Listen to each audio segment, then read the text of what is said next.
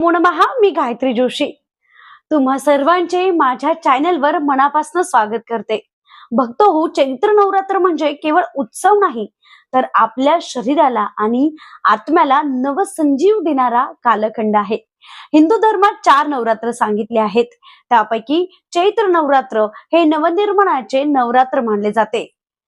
जेव्हा निसर्ग नवीन पालवीने नटतो, तेव्हा आदिशक्ती आपल्यावर कृपा करण्यासाठी सज्ज होते. आजच्या या व्हिडिओत आपण देवीची 9 रूपे, घटस्थापना आणि रामनवमीचा दुर्मिळ योग हे सविस्तर जाणून घेऊया. घटस्थापना आणि ऊर्जा. चैत्र शुद्ध प्रतिपदेला आपण घटाची स्थापना करतो. हा घट म्हणजे ब्रह्मांडाचे प्रतीक आहे. त्याखाली पेरलेली सप्तधान्ये आपल्या आयुष्यातील समृद्धी दर्शवतात. तर 9 दिवस तेवत असलेला नंदादीप आपल्या अंतर्मनातील ज्ञानाचा दिवा जागृत ठेवतो. नवरात्रात घट बसवणे म्हणजेच स्वतःच्या घरात ऊर्जेचे आवाहन करणे होय. दिवस पहिला. माता शैलपुत्री, पर्वतराज हिमालयाची कन्या शैलपुत्री आपल्याला सांगते की तुमची भक्ती हिमालयासारखी मोठी असायला पाहिजे. आज देवीला गायीचे शुद्ध तूप अर्पण केल्यास आरोग्य लाभते. दिवस दुसरा. माता ब्रह्मचारिणी, हजारो वर्षे तप करणारी देवी संयमाचे प्रतीक आहे. ज्यांना जीवनात संघर्ष करावा लागतो त्यांनी देवीला साखरेचा नैवेद्य तिची उपासना करावी. दिवस तिसरा. माता चंद्रघंटा, देवीचे हे रूप शौर्य आणि शांतीचा संगम आहे. मानसिक ताण दूर करण्यासाठी देवीला दुधाच्या मिठाईचा नैवेद्य दाखवावा. दिवस चौथा. माता कुष्मांडा, जिच्या एका हास्याने ब्रह्मांड निर्माण झाले, ती ही अष्टभुजा देवी.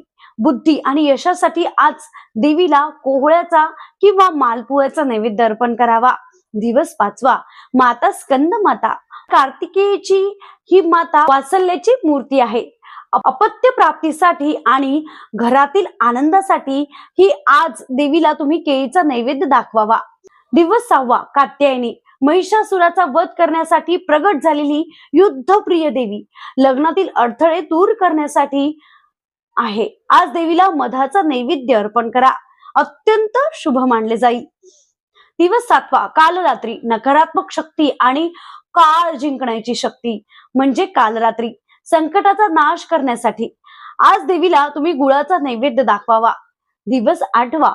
माता महागौरी, अत्यंत शुद्ध आणि कांतिमान रूप म्हणजे महागौरी. आजच्या दिवशी कन्या पूजन करण्याचे विशेष महत्व आहे, ज्यामुळे घराची भरभराट होते. दिवस नववा.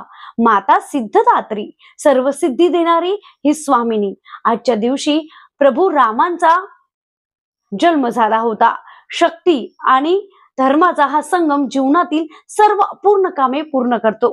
नवरात्राची सांगता हवन आणि विसर्जनाने होते. हवनातील मंत्रांनी घराची शुद्धी होते.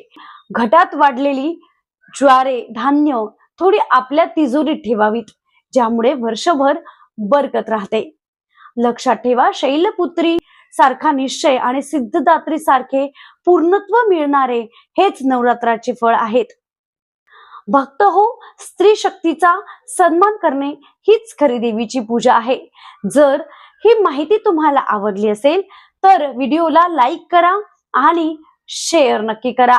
कमेंट मध्ये जय माता दी लिहायला विसरू नका. अशाच आध्यात्मिक ज्ञानासाठी चॅनलला सबस्क्राईब करा. पुन्हा भेटूया नवीन विषयासह. शुभम भवतु. श्री स्वामी समर्थ.